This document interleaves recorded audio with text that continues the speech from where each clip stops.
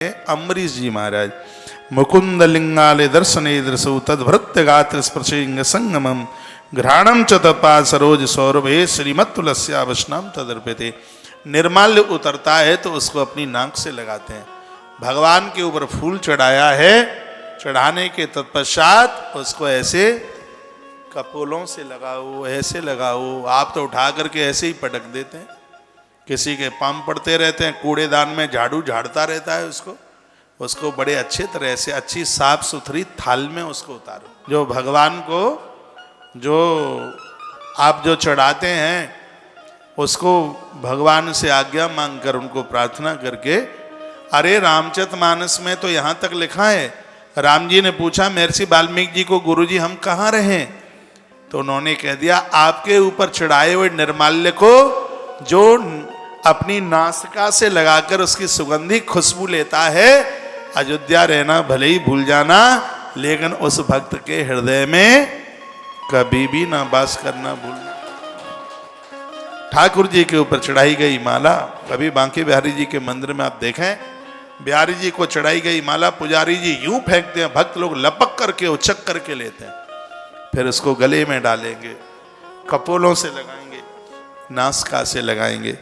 वो बात यहाँ भी कही गई है। तुलसी चढ़ती है, फूल चढ़ाते हैं, उनको उतार करके फिर उस निर्माल्य को नासिका से भैया चरण कमलों पर चढ़ी हुई तुलसी को वो माथे से लगाते हैं, फिर उसको जिह्वा के ऊपर रख लेते हैं और उसके तपश्चात लिखा है श्रीमत्तुलस्या रसनाम तदर्पिते।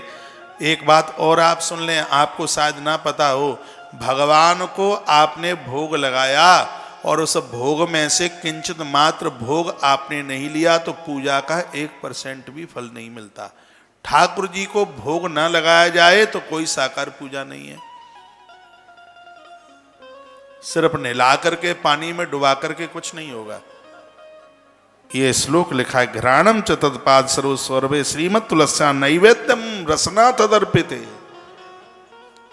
नैवेद्य भोग को कहते हैं। भगवान को जिस पूजा में भोग नहीं लगा, भले ही मिश्री रखो, चिनोरी रखो, और आरती के बाद में उसका वितरण होना चाहिए, वो प्रसाद बटे, ये होना चाहिए। नहीं तो इसके बिना तो कुछ भी नहीं है, सब बेकार है, बिल्कुल बेकार, कुछ भी नहीं।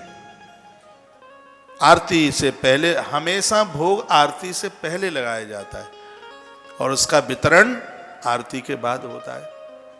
और जब भोग लगाते हैं तब कन्हैया की बांसुरी उतार के नीचे रख दीजिए, बाकी मुंह में बांसुरी लगी रहेगी तो खाओ कैसे? फिर भोग के समय पर बांसुरी उतार करके रख दी जाती है नीचे, बांसुरी उनकी बांसुरी उतार के रखते हैं उनकी भगवान की। पादौ हरे क्षेत्र पदान सर पड़े सरोहिषि केश पदा विबंधने कामम चदासे न तो काम कामया तुक्त श्लोक जनाश्रया भी।